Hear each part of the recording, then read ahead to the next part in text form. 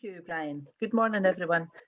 We find ourselves here again due to the fact that members and the board felt they didn't have enough time last month, which was totally acceptable. I'd like to thank, although Alistair and his team for working diligently and as fast as they possibly could to get the report that we're viewing today out. But as we agreed last month, we just did not have enough time to properly scrutinise the report. So here we are this morning. Very short agenda this morning. The two items that I hope will run smooth. We've all had enough time now to have a good read at them and scrutinise them. So I'm going to ask Brian to introduce the first. Is the audit report. Sorry, Brian, were you wanted to come in there? No. We did this before we started, but just to formally do the apologies, if that's okay, convener, just to say we've got. Oh, I'm sorry about that. Yep, go ahead. Jennifer Welsh, Sandy Harrower, Councillor Balsillie, Ed Morrison, and I think Simon Hunt. Can check on that, but we've got those four certainly. Okay, thank you. Sorry, go ahead, Brian. Two Brians, it's very difficult. Good morning to all. So we have two closely related reports on the agenda this morning, and as the convener has already noted, these have been carried forward to afford more time for the committee and board to have a reasonable look at the two documents, both of them quite substantive. So turning to the first one on the agenda, the annual audit report for 1920. I'll just look to pluck out some of the points from the cover report before passing over to EY. I think both Hassan and Olga are on the call, so they'll be able to go through the report. So para 3.5 refers to the several attendant documents which are appended. I think the assessment of going concern has attracted particular attention and indeed time during this audit round. Para 4.3, summary audit report, and gratifyingly, notably, the unqualified audit opinion, something desperate in a few days. Para 4.4 notes EY's comments on the absence of committee and board meetings during the initial COVID period. And I think you'll recall Brian Puri's helpful explanation for that at the last meeting. In terms of the four categories of the EY's wider assessment, 3 are green and the one relating to governance is amber for that particular reason. In the interests of transparent governance, I draw your attention to paras 4.5 to 4.8, just to notify you of an issue with the level of audit fee requested. That's still the subject of ongoing dialogue and still to be resolved. Section 5 notes 3 misstatements over the 250k reporting threshold, and the report itself, the cover report, gives a high-level summary of that, and EY's own report goes into it in a little more detail. I'll hold looking at the recommendations, convener, and with your agreement, allow our colleagues in EY now to present their report. Thanks. Thank you, Brian. Olga, are you going to be speaking first? Thank you, convener. It's Hassan here. I'll just we at the last meeting we went through the report. I think Brian has picked out some of the key messages. I think the only thing I would add to that is that we're proposing to issue an unqualified opinion on your financial statements, which is a good position to be in. As I'll take the report as read, and as we went through it at the last meeting, happy to answer any questions which members may have. Okay, thank you. Right, open up to the members now. Has anyone got any questions at this moment?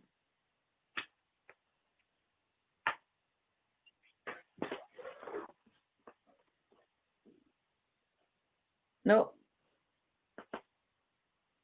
Brian? Councillor Reid, I think. All right, I can't see Councillor Reid. Okay, thanks, Pat.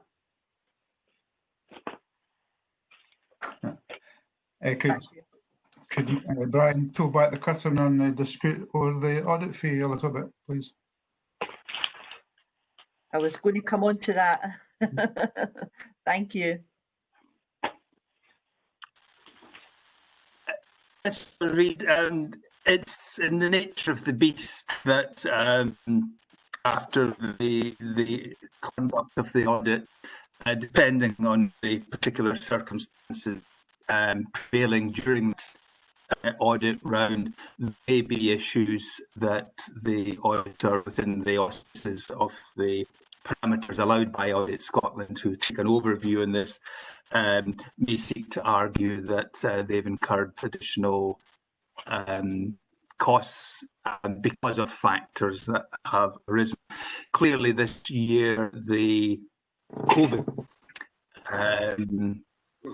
imposition has been significant and materially affected the way the auditors have had to conduct their audit. And also another strand to this is the going concern, where the auditors have, for their own reasons, directed particular attention to that. So I think we would accept that for those two reasons there is a case. What concerns me is the scale of the increase over the base fee, and that's what I have an issue with, and with an eye to the treatment of other pension funds. So those are the reference points that will inform our ongoing and good-natured dialogue with EY.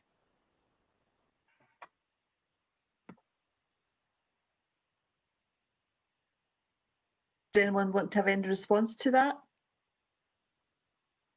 From our point of view, those discussions are ongoing with Brian via our main council audit. So we'll come back to the audit committee once those discussions have concluded. Okay, thank you.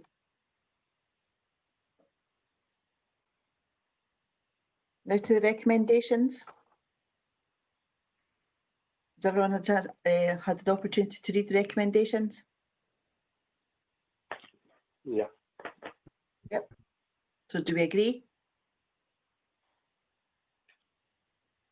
Yep, don't see anybody objecting. Okay, thank you. Well, that was more painless than I thought. Moving on to agenda item 4. Alistair, are you taking this? Or is it Brian? From it, though Alistair will be sucked into helping address any questions that the committee or board may have. So, as I said at the outset, this is clearly the closely related report, and indeed the document on which the audit we just considered has been based. Because of the COVID environment, there's been latitude to extend the date for the approval of the accounts to 30th of November. So that's been a helpful safety net.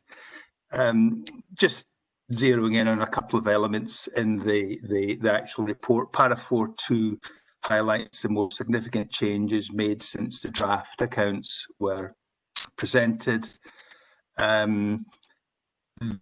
Accounts themselves, as will be evident from the size of the agenda, are something of a beast at 100 or so pages. But I would draw particular your attention towards the front end of the document, the management commentary and the fund governance statements, which are important contextual reference points. Before turning to the recommendations, I must again take the opportunity to thank Alistair and his team, particularly Justina and Debbie, for the considerable work in pulling this document together.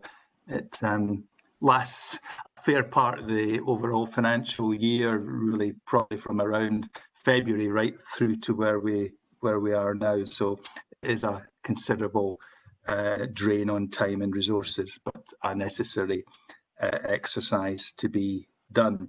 So I think it's proper and important that I acknowledge the work from the team that's gone to preparing this. I would also like to acknowledge the input and work colleagues EY on the audit side of the equation.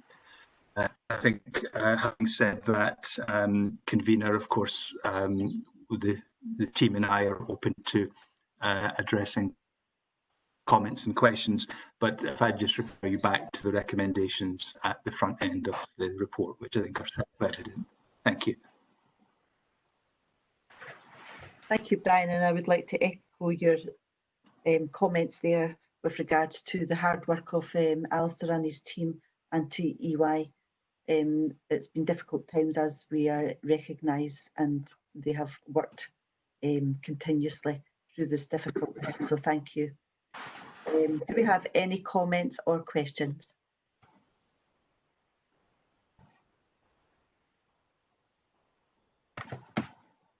Has Bruce managed to join us?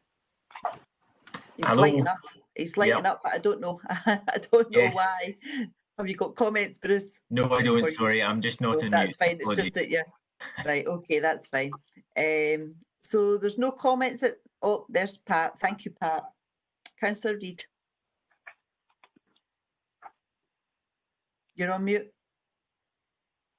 I'll take you off, Councillor Reid. Sure. Okay. Sorry about that.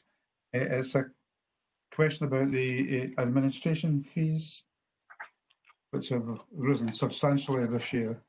There's explanation regarding the increase, namely investment in IT and so on, but could that be expanded on a little bit, please? It's costs have risen from 11,200 to 14,500. Alice, best on that particular. Yeah, that's the management expenses.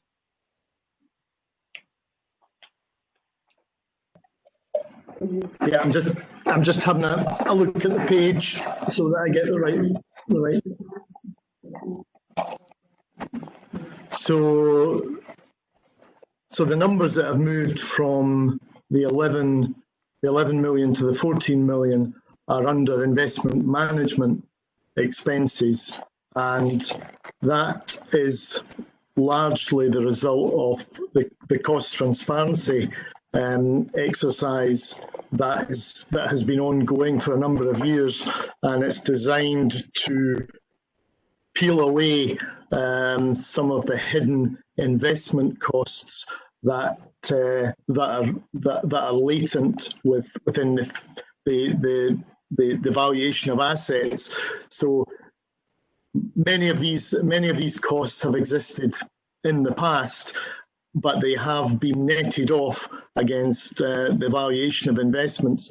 However, with the cost transparency exercise, asset managers have been forced to disclose these fees, these hidden costs, be upfront about these costs.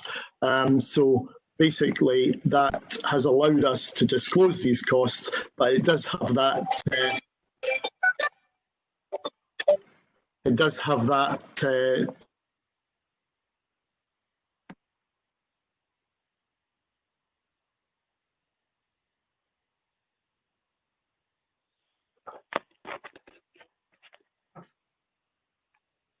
that managers they're not necessarily being they're not necessarily salting additional fees away. It's just that they haven't in the past been forced to disclose that. And unless you can get all of these costs properly disclosed, then you're not really able to do a decent comparison from between one asset manager and another. So hopefully that helps. Sorry about all of these people trying to phone me. Does that? Yes, I think even those with private investments are starting to query the level of investment fees. I think they are salting them away, to be honest, partially.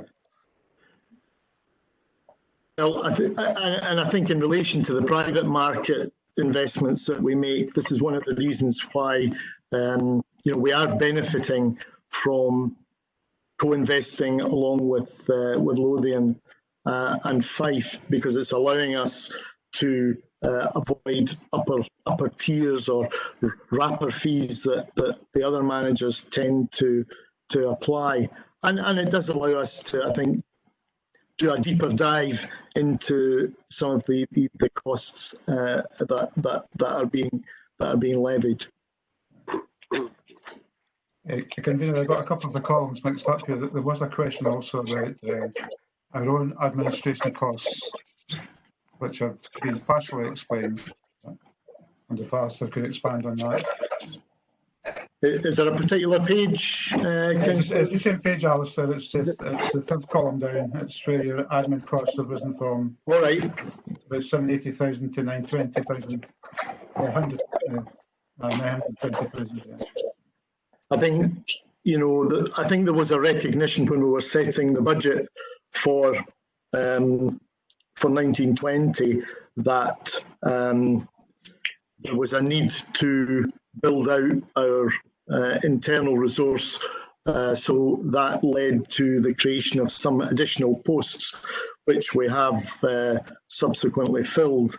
So that was one of the drivers for the increased costs.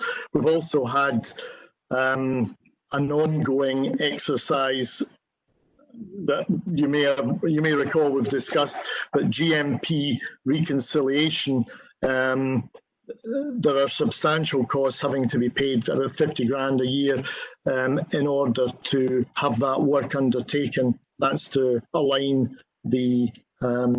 some of the contracting out information that we hold with the government's contracting out information. It's something that all pension schemes are having to undergo. So I would say they're probably the two primary reasons for that increase. But what I would say is that the cost, where it ended up, was still within the budget for admin costs. Thank you. There's just one final question, Convener. That's about the three small employers who have asked for a deferment in their payments because they are dependent upon footfall. It looks as though that is going to continue, the lack of footfall. But what would be the consequences if it were to last for, say, another year? Well, some of these organisations have a guarantor standing behind them. Two of the three, and actually the two larger employers, and bear in mind they're not large within the context of the fund overall, they have a guarantor standing behind them. So in the event that they failed to make good their obligations, their payment obligations, then we would look to the guarantors to bridge that gap. Clearly, there's an element at the moment where we don't want to be overly aggressive with some of these organisations. We want them to carry on in existence and continue to be able to pay their contributions to us, but we have to have regard to to being fair on all the other employers within the.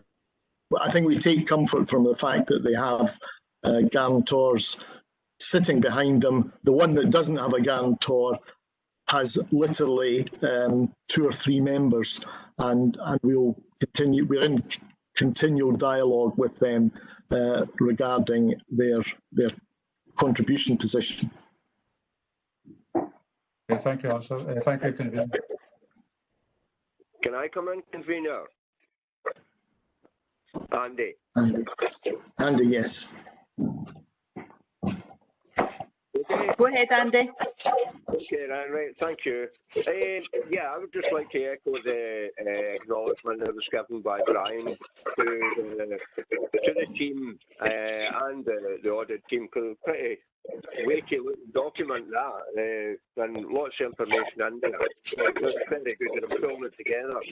It was just on Councillor Reid's first question, where it was showing through the transparency, it was showing quite a hefty increase in the management fund, the management fees. So will there be an opportunity to drill down into these just to see why they have risen so high, or will this be taken up with the sort of team to have a look at these a bit closer?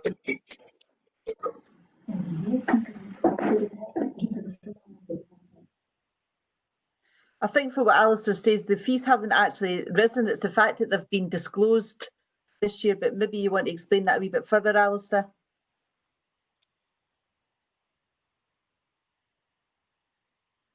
Alistair, you're on mute. I